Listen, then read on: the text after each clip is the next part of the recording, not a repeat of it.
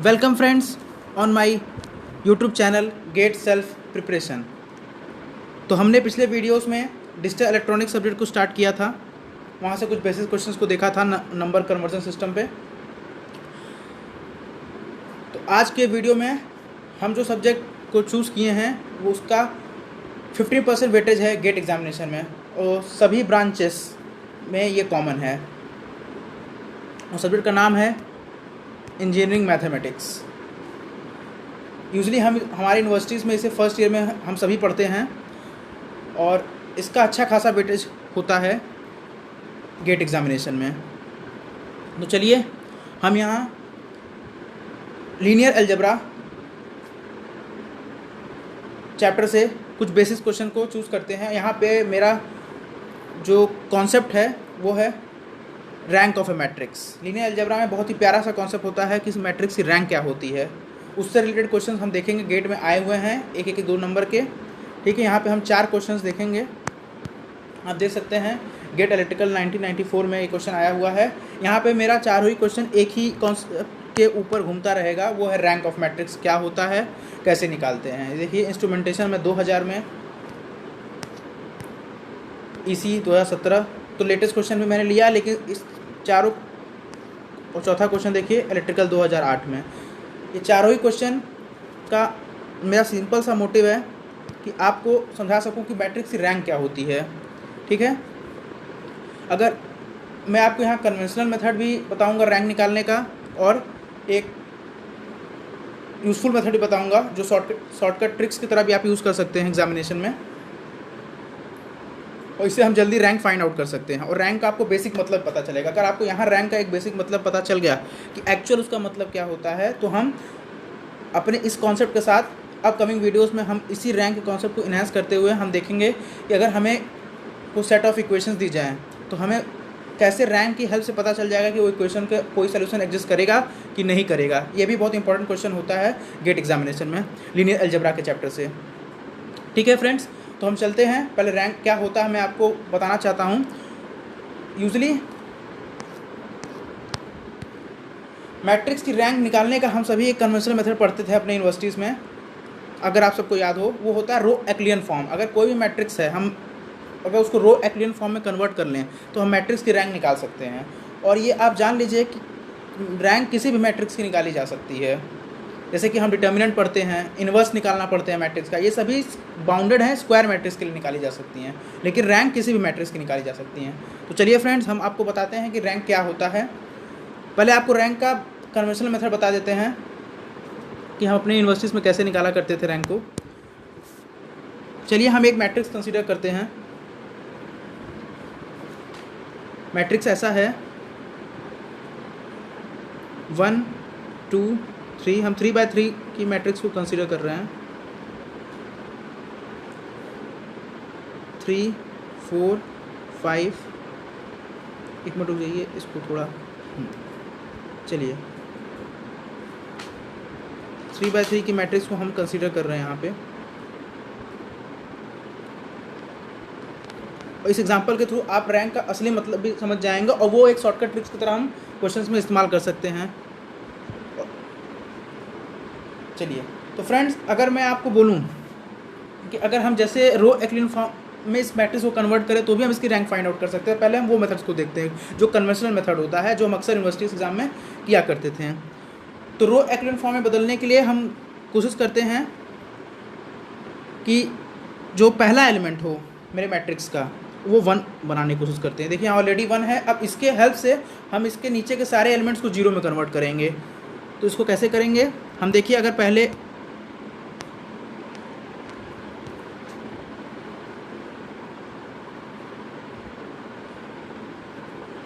अब देखिए, अगर हम पहले एलिमेंट में 3 से मल्टीप्लाई करके सेकेंड रो से माइनस कर दें, अगर हम ऐसा कुछ करें कि R2 equal to R2 minus 3R1, ये वैलिड रो ऑपरेशन है। हम रो एक्लियन फॉर्म बदलने के लिए रो ऑपरेशंस को यूज़ करते हैं। और तीसरा ऑपरेशन हम ऐसा कर दें कि R3 equal to R3 minus 4R1। तो देखिएगा सारे 1 के नीचे जो एलिमेंट्स हैं कॉलम्स में वो 0 बन जाएंगे।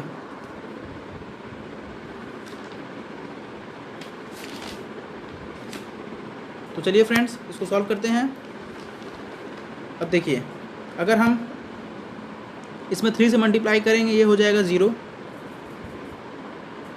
यहाँ पे आएगा -2, यहाँ पे आएगा -2, 4 से मल्टीप्लाई करके माइनस कर देंगे ये हो जाएगा 0, यहाँ हो गया -2, यहाँ हो गया -2।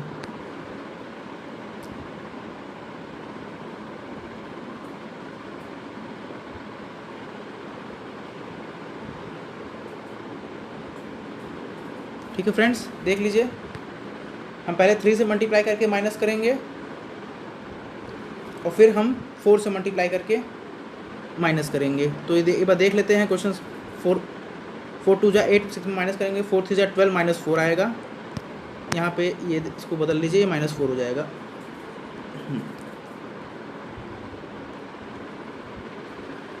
ठीक है फ्रेंड्स,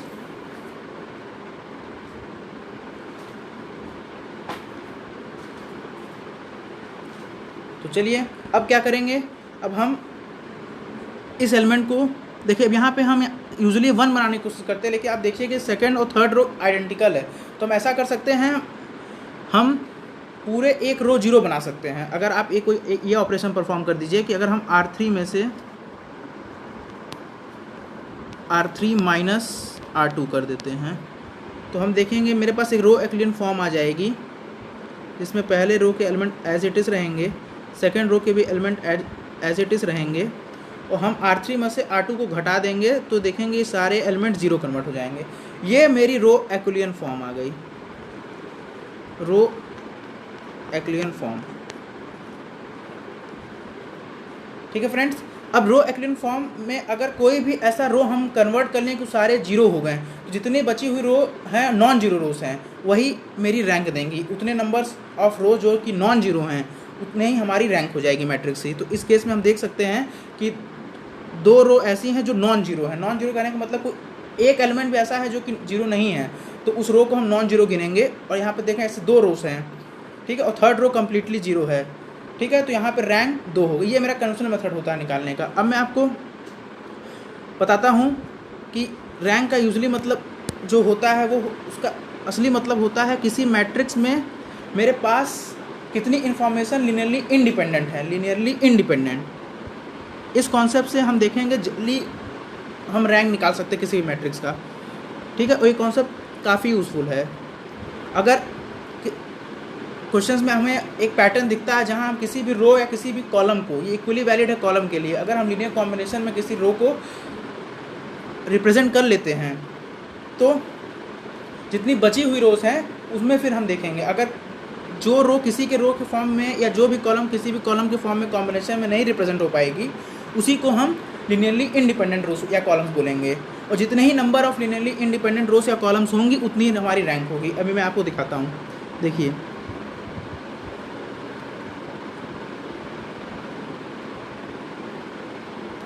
पिछली वाली मैट्रिक्स हमें कॉपी कर लेने से 3 4 5 और 4 6 8 है। 3 4 5 4 6 8। अगर आप ध्यान से देखिए तो इसमें आपको एक पैटर्न नज़र आएगा। वो क्या पैटर्न है कि अगर आप सेकेंड रो को देखेंगे, हम R2 को ऐसा लीनियर कॉम्बिनेशन लिख सकते हैं। अगर आप ध्यान से देखिए तो R3 माइनस R1 लिखा जा सकता है,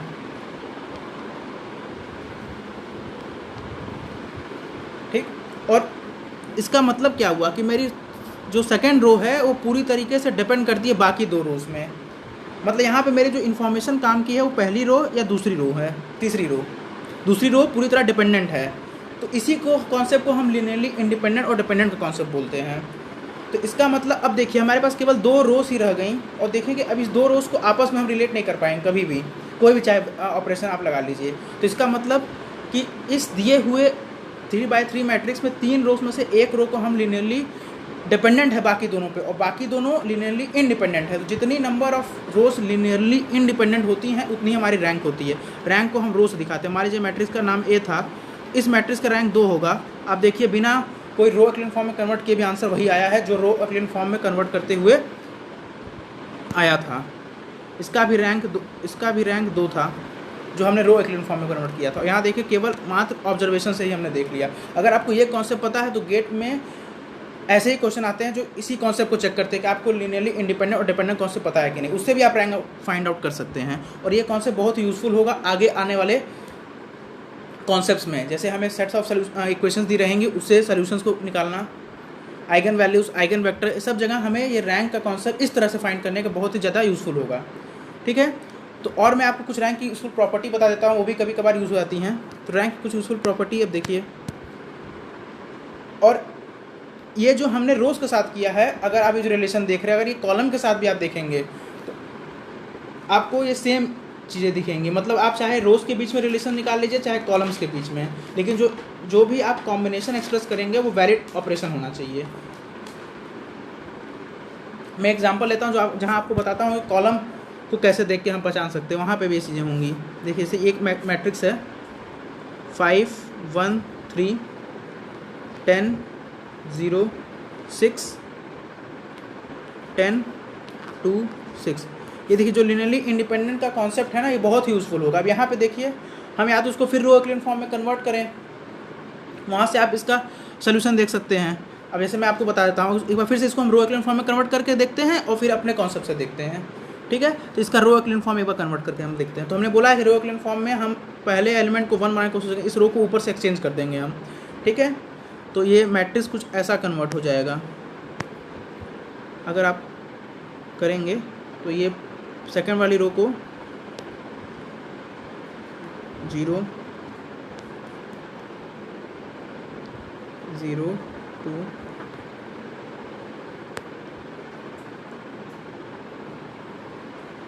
5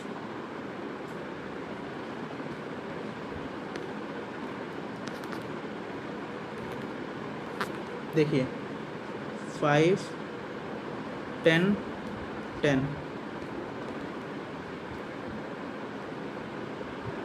3 6 और 6। अब देखिए हमको इसके 1 के नीचे के सारे एलिमेंट्स को 0 बनाना है, तो हम क्या करेंगे, एक बार 5 से मल्टीप्लाई करके माइनस कर देंगे सेकंड रो से, एक बार पहली रो में 3 से मल्टीप्लाई करके माइनस कर देंगे। तो ये मैट्रिक्स कुछ ऐसा कन्वर्ट हो जाएगा इस ऑपरेशन को करने के बाद। पहली रो तो में कोई इफेक्ट नहीं पड़ेगा।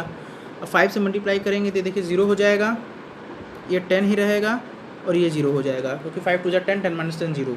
इसमें 3 से मल्टीप्लाई करेंगे,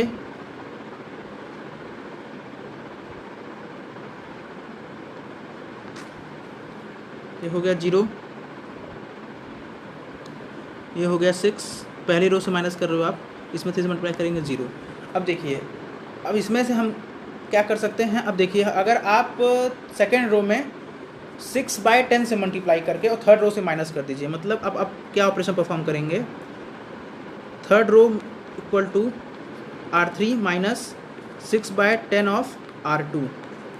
तो आप देखेंगे कि थर्ड वाली रो जो होगी कम्प्लीटली 0 बन जाएगी। तो ये मैट्रिक्स जो है वो कुछ ऐसी कन्वर्ट हो जाएगी।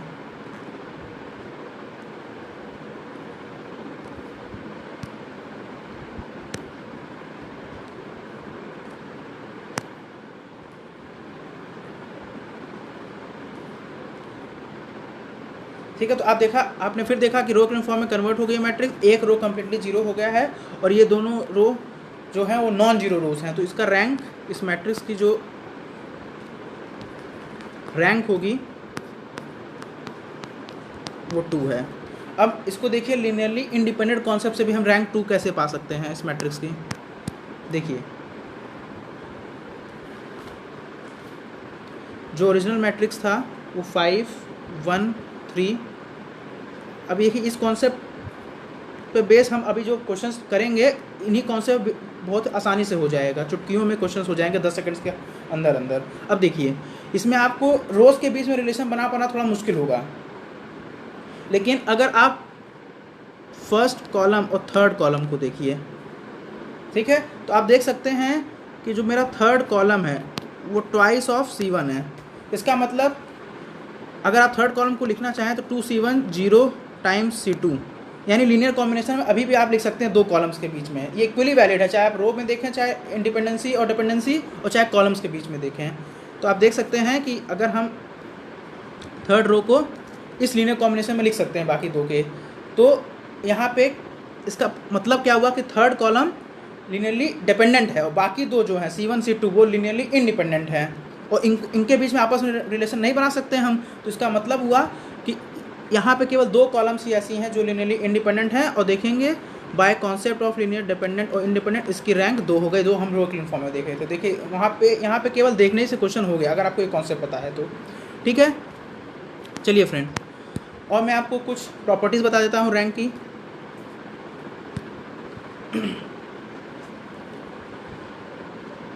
अब देखिए रैंक ऑफ ए और rank of A transpose, rank of A transpose हमेशा सेम होता है। ठीक है, क्योंकि आप रोज और कॉलम्स को भले ही चेंज कर दीजिए उससे रैंक में इफेक्ट नहीं पड़ने वाला है। ठीक, और ये कैसे हम पहचान सकते हैं, आप लीनियर डिपेंडेंसी या इंडिपेंडेंसी उससे नहीं चेंज हो जाएगी चाहे आप रोज और कॉलम्स को चेंज कर लीजिए। देखिए उसी कॉन्सेप्ट से ये प्रॉपर्टी भी आप प्रूव कर सकते हैं वेरी इजीली। ठीक है, ये पहली प्रॉपर्टी हुई। इसको याद करने की जरूरत नहीं, आप इसको समझ भी सकते हैं अगर बस आपको वो कॉन्सेप्ट याद होना चाहिए लीनियरली इंडिपेंडेंट और डिपेंडेंट का। ठीक है, अब देखिए कि अगर मान लीजिए कोई भी मैट्रिक्स है उसका ऑर्डर m क्रॉस n है, मतलब m रो n कॉलम है। ठीक, तो ये है कि जो उस a की रैंक होगी ना वो less than equal to minimum of m and n। ये भी एक ऑब्जर्वेशन प्रॉपर्टी है कि किसी भी मैट्रिक्स की रैंक m और n से मिनिमम ही होगी हमेशा। ठीक है, m और n में जो मिनिमम होगा उसके बराबर है, उससे हमेशा कम होगी। अभी मैं आपको बताता हूँ, जैसे कि अगर मेरे पास नल मैट्रिक्स दिया हो तो सारे एलिमेंट जीरो हैं तो रो एक्लियन फॉर्म क्या कहता है कि नॉन जीरो रोज होनी चाहिए रैंक के लिए। तो देखें इसमें सारे जीरोस होंगे तो उसकी मतलब केवल नल मैट्रिक्स ऐसा है जिसकी रैंक जीरो होगी। अदर दैन कोई मैट्रिक्स अगर कोई नॉन जीरो एलिमेंट मौजूद है तो उसकी रैंक 1 या 1 से बड़ी होगी। अब मैं बताता हूँ, जैसे आप इसे पिछले क्वेश्चन में जाइए, जैसे आपने इस क्वेश्चन को देखे, इसमें m और n की वैल्यू बराबर है क्योंकि स्क्वायर मैट्रिक्स है 3/3 है। तो आपने देखा कि इसमें जो मिनिमम 3/3 का मिनिमम 3 ही होगा, 3 और 3 का मिनिमम 3 है और आपने देखी इसकी रैंक 2 आ रही है तो इसकी rank less than equal to 3 है, 2 लेस देन इक्वल टू 3 है। यानी इसकी मैट्रिक्स में ये नल मैट्रिक्स तो है नहीं तो इसकी रैंक 0 हो नहीं सकती। इसकी मिनिमम रैंक 1 होगा या मैक्सिमम रैंक 3 होगा। ठीक है, आपको फाइंड आउट करना होगा कि 1, 2 या 3 में से कौन सा होगा। तो वही बोल रहा है वो प्रॉपर्टी कि हमेशा अगर m और n नंबर ऑफ रोज हैं, n नंबर ऑफ कॉलम्स हैं, तो जो रैंक होगा उस दिए हुए मैट्रिक्स का less than equal to minimum of m और n, जो भी नंबर ऑफ रोज या कॉलम्स जो भी मिनिमम हो उससे रैंक मिलाई होगी। ये बहुत ही यूजफुल प्रॉपर्टी होती है, ऑब्जर्वेशन ही है ये। अगर आप इसको वेरीफाई करें तो एग्जाम्पल लेके वेरीफाई सकते हैं। और थर्ड प्रॉपर्टी आपको बता दे रहा हूँ, आइडेंटिटी मैट्रिक्स आप जानते ही हो, square matrix of order n। तो इसका रैंक आइडेंटिटी मैट्रिक्स की रैंक उतना ही ऑर्डर का होगा जितनी ऑर्डर की वो मैट्रिक्स है, क्योंकि इसमें देखिए कोई भी सारे ही नॉन जीरो रोज हैं। अब अगर 3/3 का आइडेंटिटी मैट्रिक्स कंसीडर करिए तो इसकी रैंक 3 आएगी।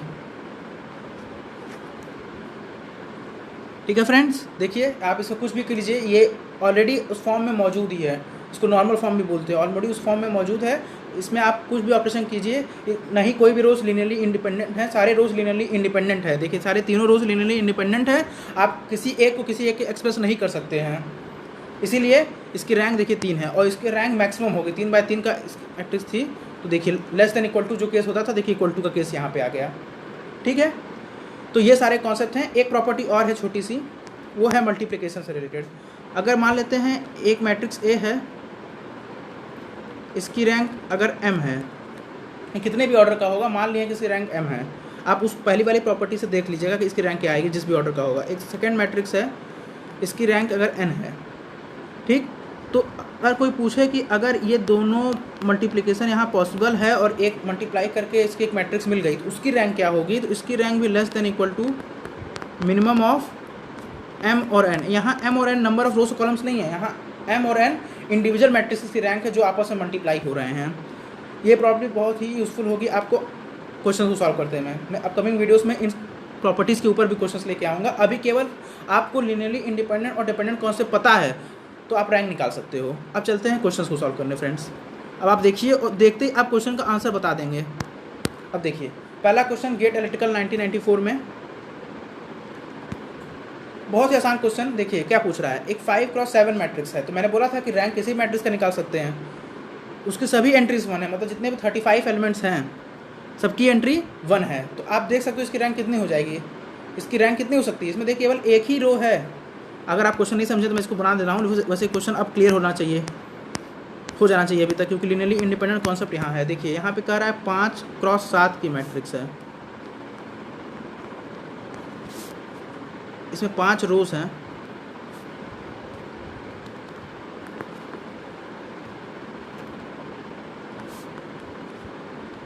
ठीक,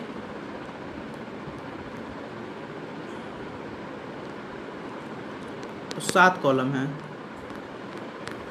अब आप देखिए, मैं लिनियरली इंडिपेंडेंट कॉन्सेप्ट से आपको बताया ही था कि इसमें केवल एक रो ही ऐसी है जो इंडिपेंडेंट है, बाकी देखिए सेम रो है, इसका मतलब वो डिपेंड कर रही है। आप लिनियर कॉम्बिनेशन से इसको लिख सकते हैं किसी भी 4 रो को।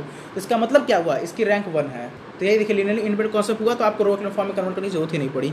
ठीक है, और देखिए ये भी प्रॉपर्टी सेटिस्फाई हो रही है कि ये नल मैट्रिक्स तो नहीं है, तो इसकी रैंक 1 से बड़ी होगी, या 1 भी हो सकती है, मतलब 1 से या 1 से बड़ी होगी, 0 नहीं होगा।